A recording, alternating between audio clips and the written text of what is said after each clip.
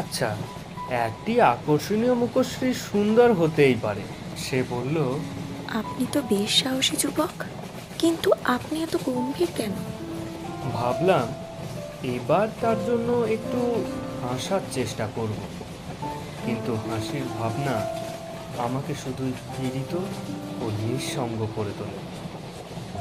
আমি বললাম, আমরা তাড়াতাড়ি তোমার স্টেশনে পৌঁছে যাব। ভাগ্যিস এটা অল্পক্ষণের ভ্রমণ। আমি তো ট্রেনে 2-3 ঘন্টার বেশি বসে থাকতে পারি না।